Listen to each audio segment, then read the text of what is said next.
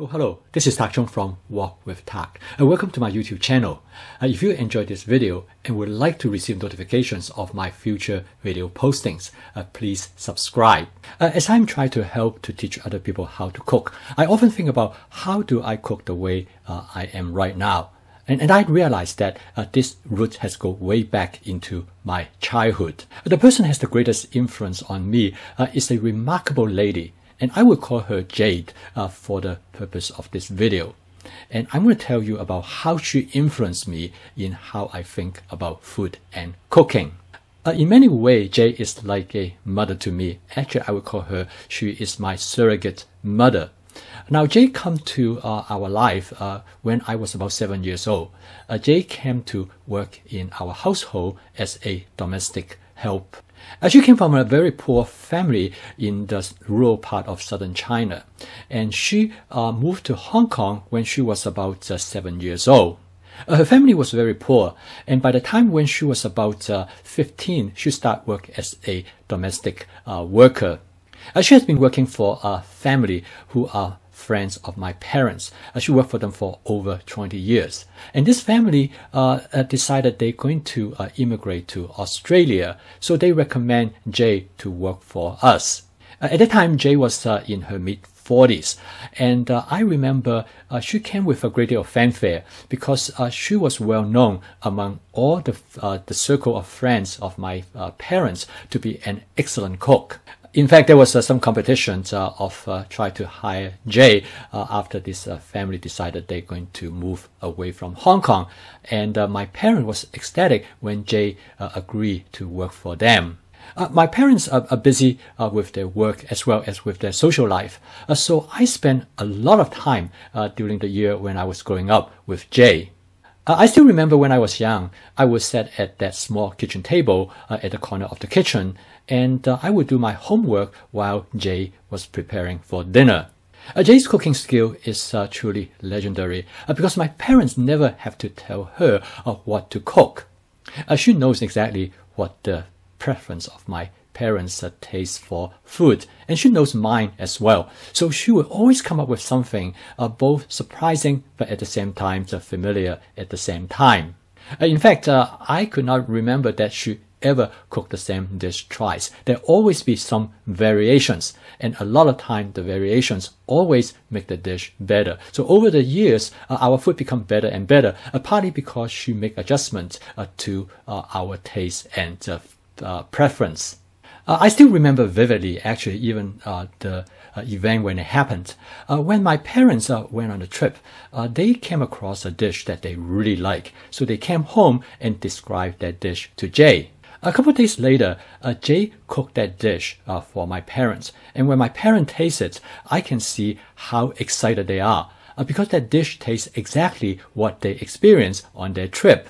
This story has then become a family legend, and my parents would tell everybody about how amazing Jay is in creating that dish just based on their description. And now I'm looking back, I start to understand how Jay cooked. Jay actually used what I would call now a template-based method. So obviously Jay do not have any recipe, there's no cookbook then. So what she does is that she have amassed a set of templates in her head, and she's able to make adjustment to those templates and to create the type of flavor depending on the situation. Now I'm looking back, Jay probably has at least 30 to 40 templates in her head based on the type of dishes that she cooked for our family. And she always make variation and combine them. The end result is that she has an infinite repertoire of dishes. In many ways, this is the base of my template-based cooking. The fact that one use a simple template by creating variations, one can result in so many different possibilities. And now looking back of the time that I'm sitting in the kitchen watching Jay, I realized that that is exactly what she was doing. Over the years, sitting at that tiny kitchen table, I have a lot of conversation with Jay. Jay always give me good advice, say if I have problem in school with my friends or with the teachers, and Jay will always give me suggestions of how to solve those problems. But at that time, I also will be watching her cook. I probably did not realize that I learned how to cook just by probably osmosis, just by simply watching her. Jay would then also tell me stories, how she grew up and how she learned to cook. And she even tell me her interaction with the people at the market. And many of these stories make me laugh, make me feel happy. And I have a lot of memories of those stories. And I only realize now how important it is in shaping my perspective toward cooking and food.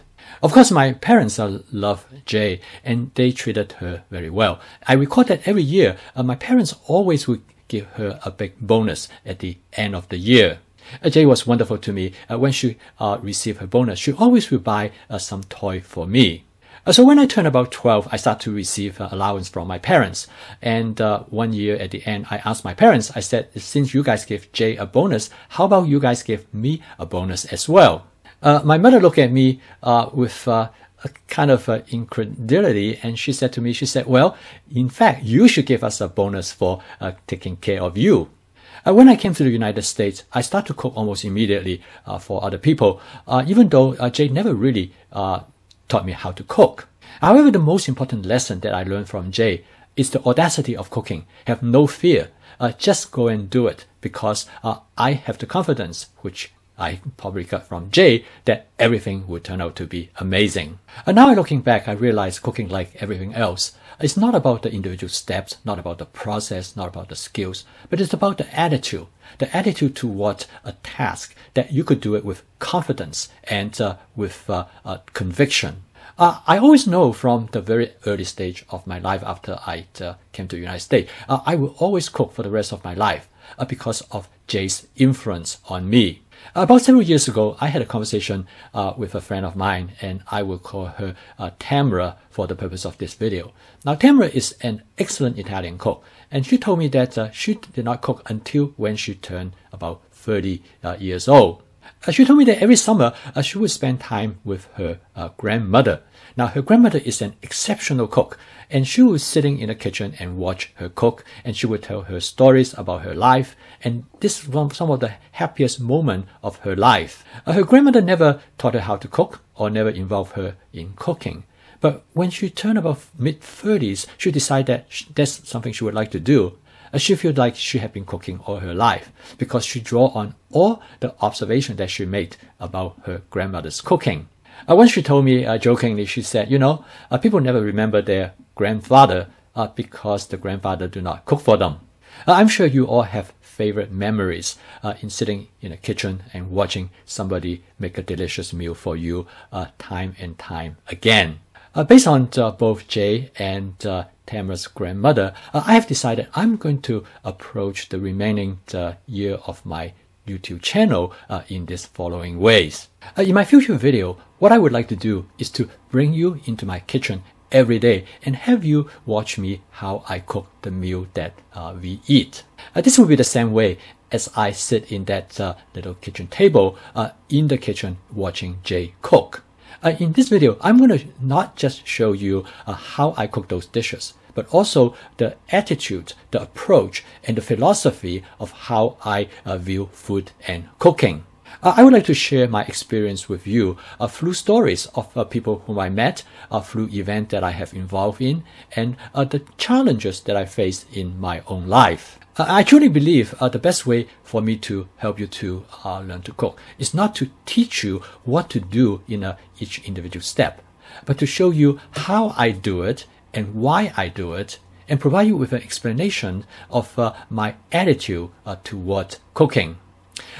Doing a video each day is a significant challenge, but I decided I would do it as a way of my tribute to Jay, and I'm going to see how far I could go. So I am now setting the goal of complete 365 videos starting from April 11th this year. So I'm going to see whether I can get all the way to April 10, 2021.